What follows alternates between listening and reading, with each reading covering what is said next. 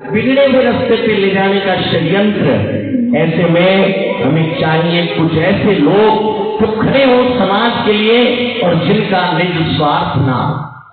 आदरणीय श्री मेघनाथ सिंह जी विराज रहे, मैं आपके सामने इस बात को निवेदन करना चाहूंगा कि जब करणी कथा का ये मानक बना, मैंने कल आपसे कहा था ना कि मेरी सोच और आदरणीय मेघनाथ सिंह जी की सोच मिलती है। कारण क्या है?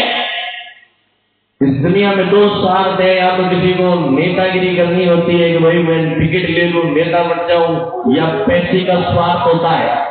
माँ की दया से लक्ष्मी जी पर टूट कर कृपा करी है और देवी की दया से इनके पास अपार धन है और ये स्वयं और इनके बच्चे कोई भी राजनीति में नहीं जाना चाहते हैं, केवल इस समाज को खड़ा करने के लिए और अपने पौराणिक गौरव को जागृत करने के लिए।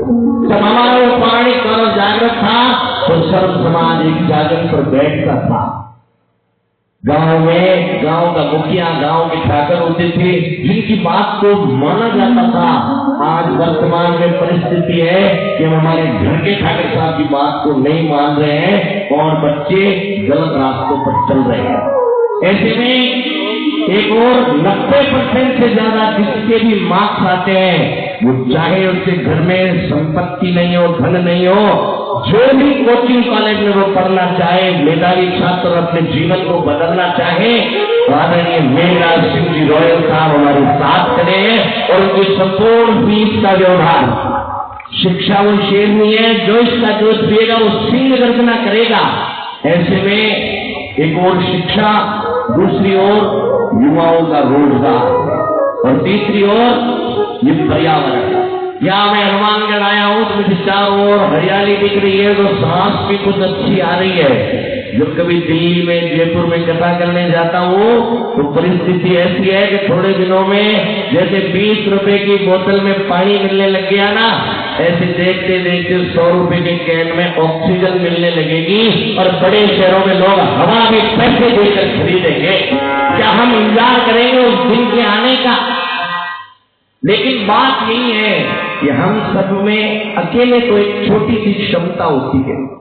आज आदरणीय श्री मेघनाथ सिंह जी रॉयल, जिनका विजन है, जिनके पास ऐसा बैकग्राउंड है और जिनके पास एक ऐसी टीम है जिस टीम को साथ लेकर आदरणीय श्री राजेंद्र सिंह जी शेखावत साहब, आदरणीय श्री शक्ति सिंह जी, विक्रांत सिंह जी तोमर, बोरा साहब और आपकी पूरी टीम जो यूनाइटेड ग्लोबल पीस फाउंडेशन के माध्यम से इस मंगल कार्य को कर रही है, मैं मंच पर आमंत्रित करना चाहूंगा एक बार जोरदार तालियों के साथ में आदरणीय श्री मेघनाथ सिंह जी रॉयल साहब, करणी मां के अनन्य भक्त रिटायर्ड IAS श्री राजेंद्र सिंह जी शेखावत साहब, श्याम सिंह जी शेखावत, अजय श्रीवास्तव जी, एक बार जोरदार तालियों से हम स्वागत और अभिनंदन करें। आदरणीय श्री प्रदीप सिंह जी करीरी, जो करणी माता की प्रथम जयपुर कथा से इस परिवार से जुड़े हुए और अभिन्न अंग है, एक बार जोरदार तालियों से हम सभी का स्वागत करें।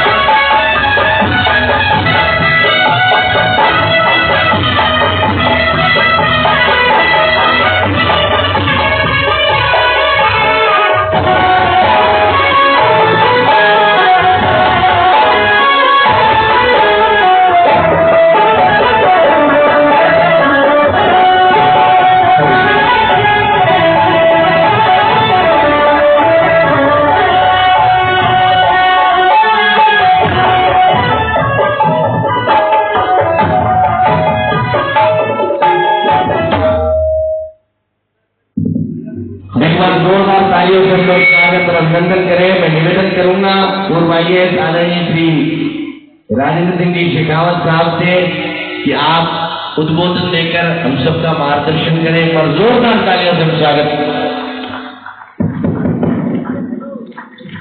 या देवी सर्वभूतेषु सर्वशक्ति संस्थिता नमस्तस्ते नमस्तस्ते नमस्तस्ते नमस्तस्ते नमो नमः।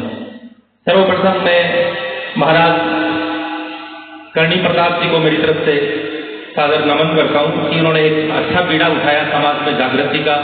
साथ ही आप सभी लोग, सभी को मेरा सादर प्रणाम। यहाँ जितने भी लोग बैठे हैं, हमारे मेघराज सिंह जी और हमारी टीम जो यूजीपीएफ की यहाँ आई है और जिनके सौजन्य से, और साथ ही यहाँ के सभी लोग जो संस्था के माध्यम से सारे इस व्यवस्था में जुड़े हुए हैं, उन सभी को मेरी तरफ से प्रणाम और साधुवाद कि उन्होंने समाज में जागृति का वो बीड़ा उठाया है जो 15वीं शताब्दी में 1428 में बीकानेर की स्थापना हुई। और माँ करणी जी जोधपुर से आए, बीकानेर आए, और जोधपुर और बीकानेर दोनों जगह राजाओं को शासन की विद्या सिखाई कि शासन कैसे किया जाना चाहिए, सामाजिक सरोकार कैसे रहना चाहिए, समाज में विषमता कैसे दूर होनी चाहिए। उन्होंने अपने द्वार सभी के लिए खोले, सभी प्रकार के लोग उनके भक्त थे। चाहे ऐसे भी उदाहरण है कि उन्होंने डूबते हुए जहाज को भी बचाया। गुजरात में एक जगह मंदिर भी बना, उन लोगों ने मंदिर भी बनाया है। साथ ही आप देखो, अपने जो सोतेला बेटा लक्ष्मण था उसको भी यमराज से भी वो माता जी भिड़ गई, जो बाद में यमराज जी को भी यह वचन देना पड़ा कि लास्ट में वो काबा के रूप में रहेंगे और फिर मानव के रूप में जन्म लेंगे। तो कितनी शक्ति थी हमारे यहाँ, शक्ति की परंपरा शाश्वत रही है। आप यदि वाल्मीकि रामायण पढ़ो तो एक दृष्टांत आता है कि मेघनाथ जी जाके और एक लक्ष्मण को युद्ध करने के लिए गुफा में जाके तपस्या करते हैं। तो विभीषण कहते हैं कि जाके उसको रोको, अदरवाइज तो ये ऐसे अस्त्र ले लेगा कि बड़ी मुश्किल हो जाएगी। तो उन्होंने तुरंत, भगवान राम ने तुरंत भेजा उनको, सुग्रीव को और हनुमान जी को भी जाके इलाज करो उसका, अदरवाइज दिक्कत हो जाएगी। तो ये ऐसे उदाहरण है कि मातृ शक्ति की उपासना हमारे यहाँ हमेशा से रही है। और हमेशा मातृ शक्ति, किसी भी आप स्टेट को उठा के देख लो, किसी भी राजा को उठा के देख लो, सभी की कुलदेवी और इष्ट देवी माताएं रही है।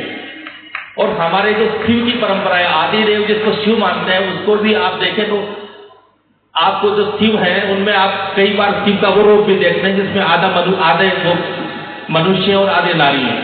तो कुल मिला के हमारी जो परंपरा रही है वो ये है कि नारी शक्ति जितनी प्रबल होगी उतना ही समाज में रिफॉर्म्स आएंगे, सुधार आएंगे। हमारे यहाँ इन्होंने कहा था कि अब की बार आओ फिर धर्म के बारे में बोलना तो धर्म का काम तो प्रशासनिक अधिकारी धर्म के बारे में ज्यादा जानता नहीं, लेकिन हमारे यहाँ कहा गया है भगवत गीता में कि कर्मण्येवाधिकारस्ते मा फलेषु कदाचन। जब तक हमारे समाज में हम लोगों में ये भावना नहीं आएगी कि हम कर्म करते जाएं, फल की चिंता इधर छोड़ दें, ये जब हम कर लेंगे तो निश्चित रूप से समाज में जो विषमताएं हैं और चीजें हट जाएंगी। धर्म ये जो बता रहे हैं ये आचार विचार के नियम हैं, यही धर्म है। हमें माँ बाप की सेवा करनी चाहिए, चोरी नहीं करनी चाहिए, झूठ नहीं बोलना चाहिए, हमें एक दूसरे से ढंग से रहना चाहिए, बुजुर्गों की सेवा करनी चाहिए। ये मेरे ख्याल से धर्म है।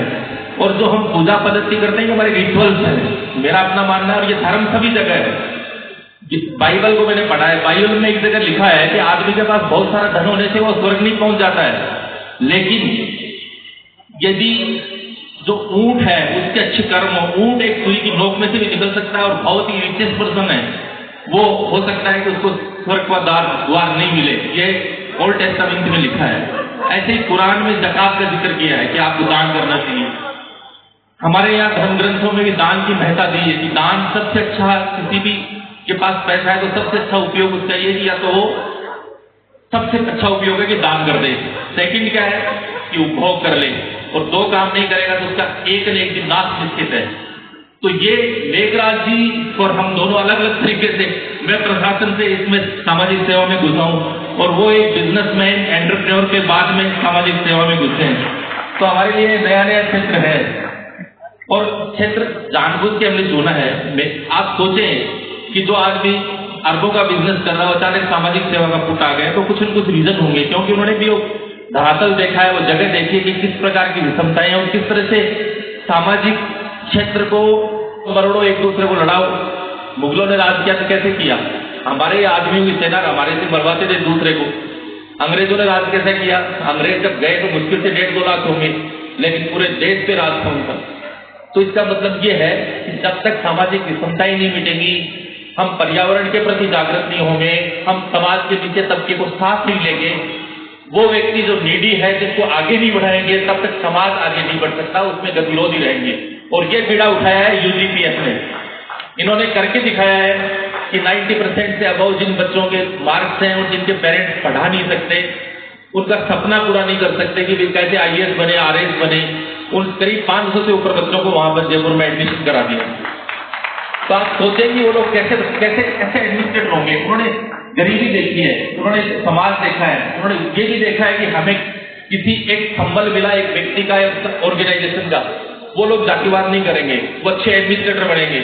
वो हम बात कहते हैं ना कि समाज के अंतिम छोर तक प्रशासन पहुंचना चाहिए, वो पहुंचाएंगे। और वो टैलेंटेड बच्चे आएंगे, वो ऐसे नहीं आएंगे 60-65% वाले कोचिंग इंस्टीट्यूट वाले, क्योंकि हमने सेलेक्ट ही ऐसे किए हैं जो 90% के लगभग है। दूसरी पर्यावरण की बात करते हैं। पर्यावरण हमारा एक सब्जेक्ट है, पर्यावरण। और पर्यावरण में एक धूम प्रोजेक्ट है जो शायद फिल्म दिखा दी होगी या दिखाएंगे आपको। तो जयपुर के पास ही करीब 1000 बीघा जमीन जो बिल्कुल बंजर, जिसमें कुछ भी नहीं होता था, आज उसको डेवलप करके इनके जो सन है मानवेंद्र सिंह, उन्होंने करके, मानवेंद्र सिंह जी ने डेवलप करके करीब 4 लाख पेड़ है और इमरजेंसी में 2 दिन तक जयपुर को पानी पिला सकते हैं। और वो एक ऐसा प्रोजेक्ट है जिसको पूरे संसार ने सराहा है, प्रिंस चार्ल्स ने सराहा है, फिल्म बन रही है, कतर फाउंडेशन ने उसने उसको सराहा है और उसको उसके साथ साझेदारी की है, प्रिंस चार्ल्स ने इसको अडॉप्ट किया है। तो एक प्रकार से आदमी यदि कोई धुन नाम भी धुन है, यदि आदमी कुछ ठान ले तो सब कुछ कर सकता है, जिसको बिल्कुल कर सकता है। और ये मान के चले कि हमारी सोसाइटी के अंदर, हमारे समाज के अंदर सभी जगह आप जो व्यवस्था है उसमें जस्टिस दिखना चाहिए, न्याय दिखना चाहिए। न्याय क्या है? सामाजिक, आर्थिक और राजनीतिक न्याय। बाइबल में एक जगह शब्द आया है बाइबल में कि न्याय ऐसा नहीं, justice should be like that flowing water, जैसे पानी बहता रहता है ना, बहता रहता है, कंटिन्यू बहता रहता है। तो न्याय और सामाजिक व्यवस्था ऐसे फ्लो की तरह रहनी चाहिए कि लोगों को दिखे कि हाँ नहीं सही है, पारदर्शी है, सब कुछ सही हो रहा है। लेकिन अब व्यवस्था ऐसी नहीं रही है, तो हम उस सामाजिक बदलाव लाने के लिए भी काम कर रहे हैं। हम पर्यावरण के साथ तो काम कर ही रहे हैं, हमारी ऐतिहासिक धरोहरों को बचाने की भी कोशिश कर रहे हैं। आज यूजीपीएस के माध्यम से प्रोग्राम हो रहा है, तो ये भी एक समाज की विरासत और हमारे ऐतिहासिक पुरुषों और हमारे जिन लोगों ने हमारे समाज को मार्गदर्शन दिया, उन लोगों को आज तक पहुंचाने की बात है। क्योंकि जिस तरह से एक दीप से हम अनेक दीप जला सकते हैं, उसी तरह से हम समाज में मैसेज पहुंचा सकते हैं। समाज आपको सोचते हो ऐसा समाज कभी नहीं रहा है। आपको जो पढ़ते हो वही तो सोचते हो, जो दिखता है वही दिखता है समाज के अंदर हर जगह।